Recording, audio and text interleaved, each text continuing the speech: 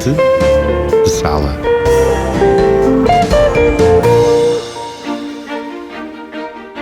Olá, eu sou a Susana Araújo e este é o Frente de Sala, o podcast da Agenda Cultural de Lisboa. Neste episódio falamos com Lídia Jorge sobre Misericórdia, a história que a mãe da escritora lhe pediu que escrevesse na última vez que se viram. Entramos nas páginas do novo livro e acabamos a falar de literatura e do que é ser escritora. Como sempre, terminamos com algumas sugestões culturais para os próximos dias.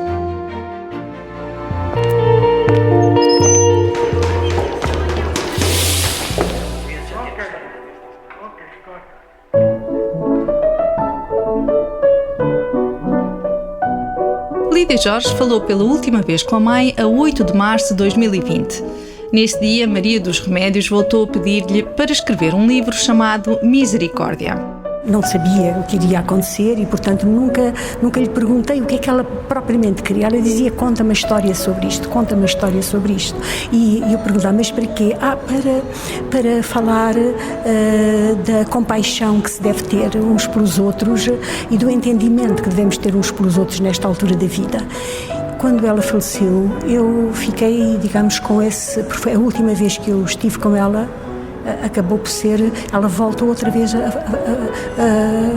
a pedir-me. Portanto, depois, como tudo aconteceu, que passados 40 dias ela faleceu de Covid e eu nunca mais a vi, eu fiquei, digamos, com esse repto tão importante que eu não podia de modo nenhum não deixar de escrever.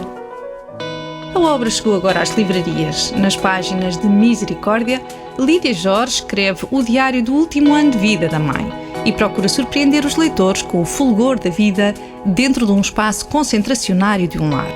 Onde as pessoas, de facto, continuam a ter tudo aquilo que qualquer pessoa tem na vida e que nós pensamos que não, mas que não é verdade. As pessoas continuam a ter desejos, continuam a ter partilhas, fazem clubes entre si, as pessoas amam-se, as pessoas fazem novas amizades, novos clubes, como se fossem crianças, voltam a reviver. E essa vida, portanto, isso eu quis surpreender esse mundo fulgurante que existe e que as pessoas, que quem não está no meio, não se percebe. E porque a memória da mãe abarca várias cambiantes da vida, este não é um livro triste. Misericórdia é uma obra sustentada por uma mulher habitada pelo desejo de viver. Nunca desiste da sabedoria, nunca desiste da aprendizagem. Até ao fim ela luta contra aquilo que não entende, ela questiona-se até ao fim da vida.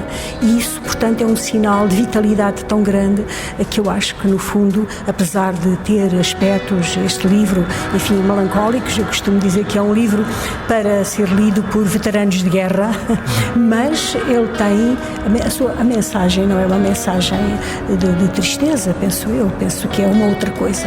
Aliás, na literatura não há tristeza. Na literatura só há ou boa literatura ou má literatura. Num registro ora biográfico, ora ficcionado, a escrita é de Lídia Jorge, mas o pensamento, as convicções, as questões e o entendimento sobre a vida são inteiramente da mãe. É ela quem habita dentro do livro. A princípio eu tive dificuldade porque nós fazemos ficção precisamente para não nos mostrarmos, para não dizermos eu. E este livro estava muito próximo da minha própria experiência. Porém, eu resolvi que tudo seria na voz dela e quando eu ou meus familiares aparecem, todos nós somos apenas pretextos para que ela diga aquilo que ela é, aquilo como ela via a vida, como ela entendia o futuro, porque ela era uma pessoa movida pela ideia de futuro. E depois, à medida que ia escrevendo, ia tendo uma ideia, como é dizer, uma ideia de triunfo. Uma ideia de triunfo não é uma de triunfo, como é dizer, exterior, é um triunfo interior, uma espécie de fulguração interior, porque tive a ideia de que ia ao encontro, de que não traía, de que era verdade o que estava a dizer, de que ia responder àquilo que era o repto dela. Não sendo uma obra autobiográfica, há em Misericórdia momentos de ligação com a realidade. São os reflexos naturais de uma relação entre mãe e filha que Lídia Jorge quis introduzir na obra. Ela era uma mulher com uma grande força de vontade, com um temperamento muito diferente do meu, e por isso ela questionava muito sobre o que eu estava a fazer e não concordava comigo muitas vezes. Ela criticava, achava que eu não escrevia bem os finais e que o facto de não ser uma escritora popular, uma escritora muito lida, era porque eu não escreveria bem os finais. Ela queria que eu escrevesse como ela entendia, não é? Mas isso é de um encanto enorme, não é? Um encanto enorme. E eu achei que deveria colocar esses aspectos, não é? Mas não é para se perceber nada de mim, é para se perceber que uma figura pode ser assim. Portanto, foi para fazer uma homenagem não só a ela, mas uma homenagem às pessoas que são como ela, aquelas que têm uma espécie de vitalidade que não acaba, e que vivem a vida como se ela fosse eterna até ao último momento. A partir de uma situação particular, a autora acaba por abordar a realidade dos lares de idosos no nosso país. Embora de forma involuntária, Lídia Jorge espera contribuir para uma percepção mais correta daquilo que se passa no interior destas instituições. Aparecem também aqueles que roubam e aqueles que não se identificam, empurram uma cadeira sem se identificar, mas são exceções. A maior parte das pessoas são carinhosas, são atentas, e eu acho que isso corresponde à realidade.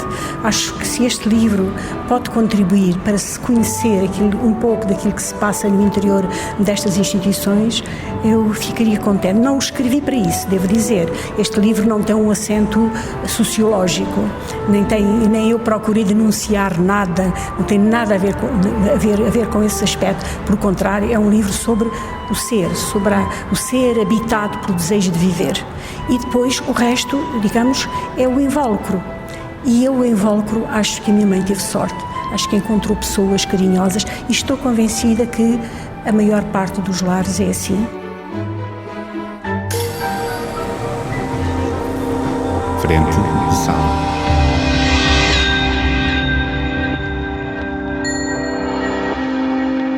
Lídia Jorge estreou-se com a publicação de O Dia dos Prodígios, em 1980. Desde então tem escrito romances, contos, ensaios, crónicas e poesia. E agora, o que vem a seguir? Eu não sei, porque eu estava a escrever um livro quando esta situação, esta espécie de encomenda, entre aspas, surgiu, e passaram 2 anos e meio, ou daqui a pouco 3 anos, portanto, eu acho que, não sei se volto àquela, estou sem saber ainda o que é que vai acontecer, mas eu tenho tantas histórias, sou uma pessoa de fabulação, portanto não haverá problema, sobretudo porque o mundo está tão desafiador, e a vida está tão complexa, e está mudando de tal maneira, e as utopias que eu trazia neste momento estão praticamente desfeitas em terra. Uma pessoa da minha idade, nós vivemos, eu nasci depois da Segunda Guerra Mundial, e eu tive, como as pessoas da minha geração, a ideia de que nunca mais iria acontecer. Portanto, os dias que passam são tão desafiadores que é como se nada do que se escreveu para trás tivesse atualidade. É como se tudo precisasse ser revisto, não é? O mundo pede para ser revisitado e Lídia Jorge quer continuar a transformá-lo em literatura. É que uma escritora, escreve ela em Misericórdia, é apenas uma mulher que usa palavras para fazer amor com o universo inteiro. E isso lhe basta. Uma escritora ou um escritor é alguém que se encanta pelo universo, se encanta pelo mundo e não o aceita ao mesmo tempo. Quer transformá-lo. Quer que ele não seja só assim, quer que a vida das pessoas não seja finita, quer que o amor não seja imperfeito, não é? Quer que a justiça exista e chegue a todos, quer dar pão a toda a gente. Quer dizer, a literatura não é só linguagem. Eu sei que nós, sobretudo, temos de nos apurar na linguagem, mas ela não é só linguagem. A literatura é alguma coisa que acontece fora da circunstância literária, que acontece no mundo, a partir do mundo, não é? E eu acho que os escritores são pessoas que, em geral, não têm pressa de dizer aquilo que sentem. Nós somos seres de lentidão, não é? Mas procuramos ir ao âmago das coisas, aquilo que as pessoas não estão a ver ou que só pressentem. E a pessoa também só pressente, mas mostra o seu pressentimento. Eu acho que é isso. Mr. Brown. Eu acredito que toda a vida é sagrada.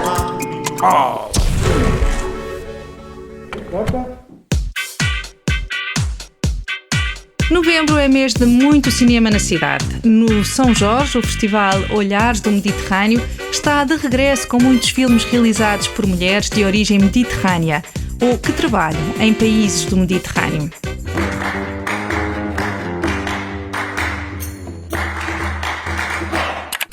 O Le Fest Lisbon and Sintra Film Festival chega ao Nimas e ao Tivoli com 11 filmes na competição oficial e muitas antestreias. Há também espaço para conversas, música, arte, dança e teatro. It's time to listen. 今日の映画私が私であるために Have to expect that there are going to be such explosions. O Alvalade Cineclube organiza um ciclo dedicado ao cinema americano da década de 70 do século passado. Oportunidade para rever Cassavetes, Scorsese ou Lumet, entre outros. You go to a psychiatrist, This don't you? might be an adventure. The likes of which are gonna rock this city. Até 28 de janeiro, na Galeria São Roque Tu, na Rua de São Bento, a exposição Anjos e Lobos, Diálogos da Humanidade reúne 72 obras, na sua maioria inéditas, que percorrem diferentes fases da carreira artística da pintora Graça Moraes, fortemente marcada pelo tema das injustiças sociais. Andei pela aldeia durante 2 anos. Aí começou a minha grande pintura. O Museu Nacional de História Natural e Ciência tem 2 novas exposições temporárias, Ar no Mar. Dá a conhecer as aves oceânicas fundamentais para o equilíbrio do ecossistema, mas raramente lembradas quando se fala de biodiversidade marinha. Já a ADN ambiental mostra como se consegue saber quais as espécies presentes num ambiente sem precisar de as capturar, ver ou ouvir. Para terminar, deixamos-lhe uma sugestão musical. Jacob Banks, estrela do soul e do R&B, está de regresso a Portugal para um concerto no Lisboa ao vivo, no dia 24 de novembro.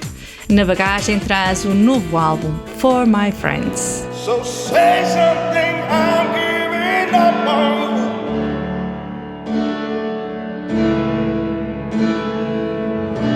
you. And I'm sorry that I couldn't get to you. A programação completa destes eventos e toda a cultura da cidade está disponível em agendalx.pt. Nós voltamos na próxima quinzena com mais cultura. Até lá! Este é um podcast da Agenda Cultural da Câmara Municipal de Lisboa que pode ouvir e subscrever nas várias plataformas digitais ou em agendalx.pt. A edição é de Ricardo Saleiro e a sonoplastia genéricos são da autoria de Fernando Figueiredo.